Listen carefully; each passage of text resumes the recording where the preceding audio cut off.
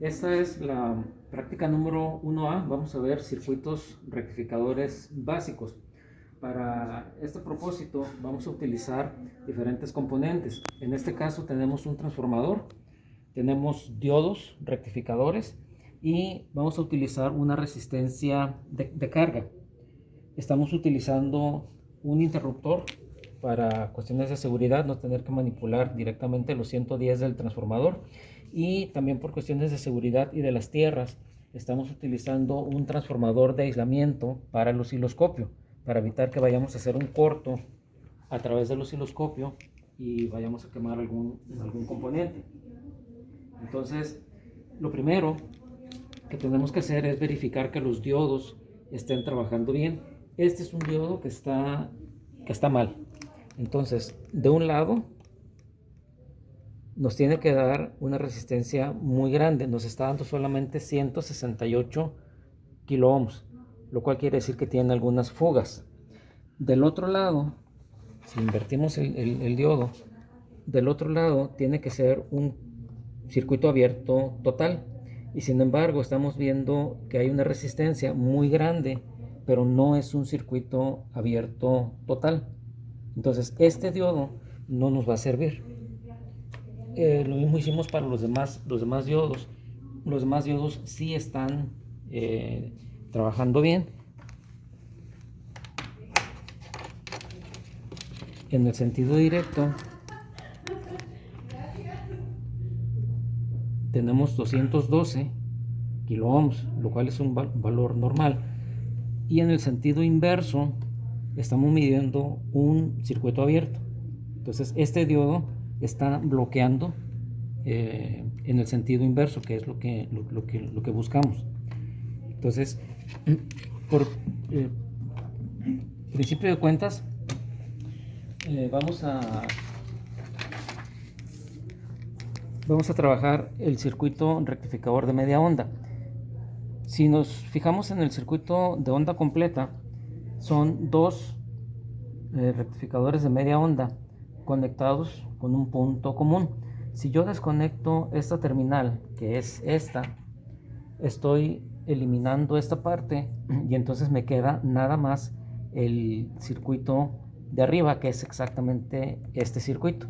Entonces este es el que vamos a trabajar primero, rectificador de media onda. Para eso vamos a utilizar el osciloscopio. Tenemos, porque posiblemente vamos a trabajar con voltajes altos, la punta con el atenuador de 10. Quiere decir que lo que midamos tenemos que multiplicarlo por 10. Pero ahorita realmente no nos interesa el valor, nos interesan las formas de onda. Entonces, medimos la señal de entrada.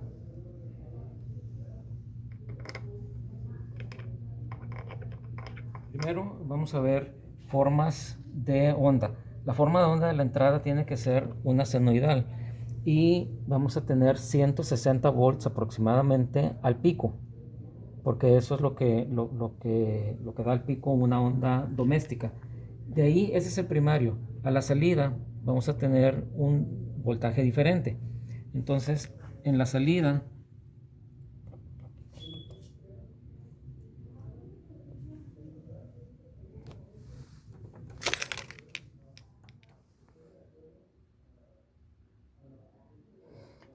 también tenemos una señal senoidal, que sería en cada uno de los devanados. Ahorita tengo abierto pero del otro lado debe ser exactamente la misma señal, una señal senoidal. Entonces vamos a verificar primero qué es lo que está viendo la carga. En este caso la carga es una resistencia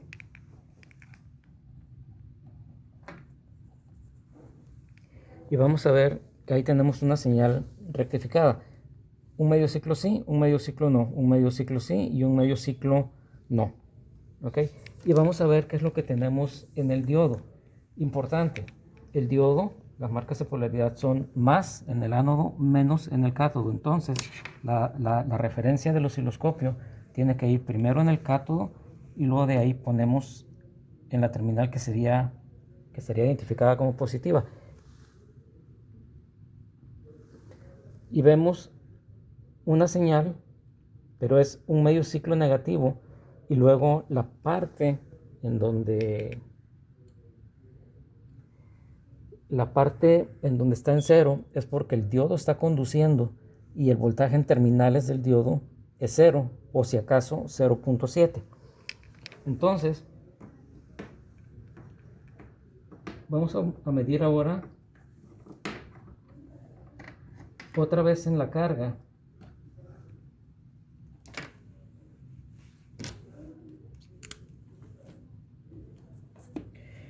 Y como teníamos al principio, tenemos un medio ciclo sí y un medio ciclo no.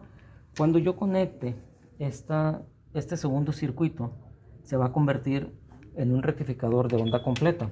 Y en la carga, vamos a ver que ahora tenemos un medio ciclo sí y otro medio ciclo también. Un medio ciclo sí y otro medio ciclo también. Eso significa que ya tenemos una rectificación de onda completa. Esta forma de onda es mucho mejor que la anterior, porque la anterior tenía la mitad del ciclo completamente en cero.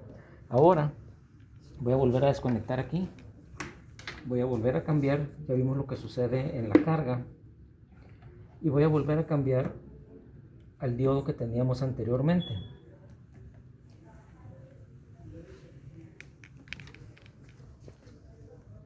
Tenemos